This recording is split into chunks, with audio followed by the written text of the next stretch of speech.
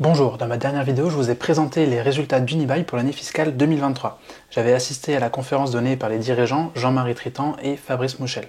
Aujourd'hui, je voudrais revenir sur un élément en particulier, la distribution du dividende. Beaucoup d'entre vous le savent, le statut des SIC, Sociétés d'investissement en immobilier cotées, l'équivalent des REITs, Real Estate Investment Trusts américains, permet de ne pas payer d'impôt sur les sociétés.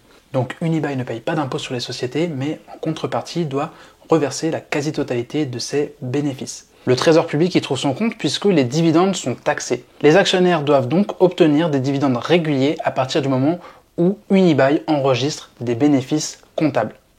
La très bonne nouvelle pour les résidents fiscaux français, c'est le communiqué de presse d'Unibail qui accompagnait la publication des résultats ce jeudi 8 février. Je vous le mets en plein écran pour qu'on puisse le lire ensemble avec le lien en description de la vidéo. Au 31 décembre 2023, le montant total des pertes statutaires reportées du RVSE, société mère, s'élève à 2 927 millions d'euros, incluant une perte de 585 millions d'euros au titre de 2023.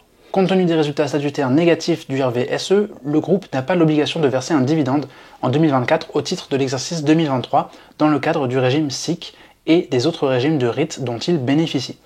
L'obligation de distribution résultant du régime SIC sera reportée jusqu'à ce qu'URVSE ait des résultats statutaires positifs suffisants pour satisfaire cette obligation.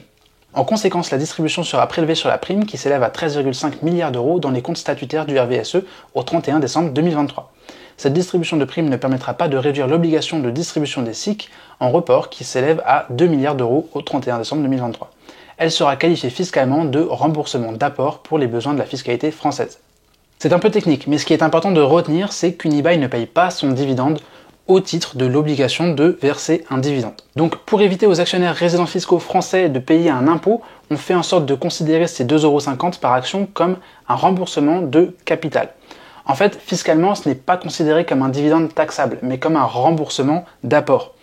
Pour créer la société et lors d'augmentation de capital, les investisseurs ont dû apporter du capital à la société. C'est ce capital qui nous est remboursé. On nous rend notre argent, donc il n'y a pas à payer d'impôt.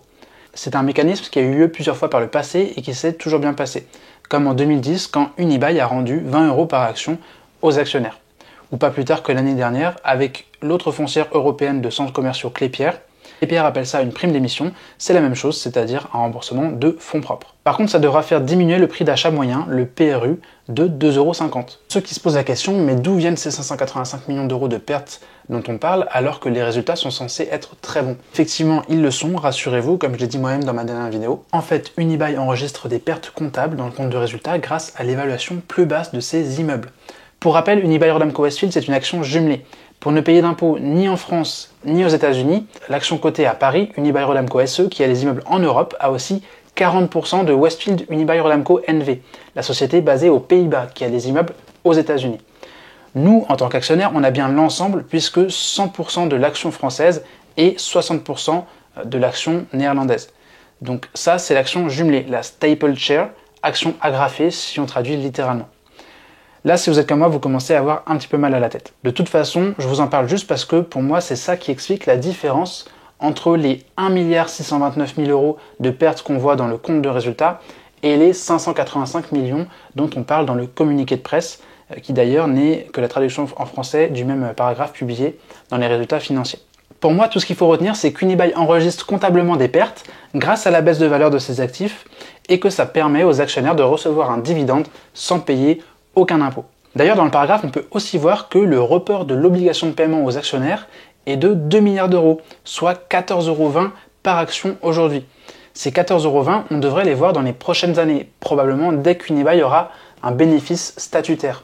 Pour conclure, je pense que c'est une bonne nouvelle, on reçoit un dividende qui n'est pas considéré comme un revenu, donc ça reporte la taxation, c'est très avantageux, surtout aujourd'hui en période inflationniste. Par exemple, avec une flat tax à 30%, 2,50 € de remboursement d'apport, donc ce qu'on va avoir aujourd'hui, c'est l'équivalent en fait d'un dividende taxable de 3,57 € brut. Rien de ce que je raconte ici n'est un conseil en investissement. Faites vos propres recherches, ce n'est que mon interprétation des faits. Donc j'espère que ce format court vous plaît. Abonnez-vous pour ne pas rater les prochaines vidéos. Normalement, la prochaine, ce sera sur le régime des SIC qui peut permettre de ne payer que très peu d'impôts en France. Portez-vous bien et à bientôt.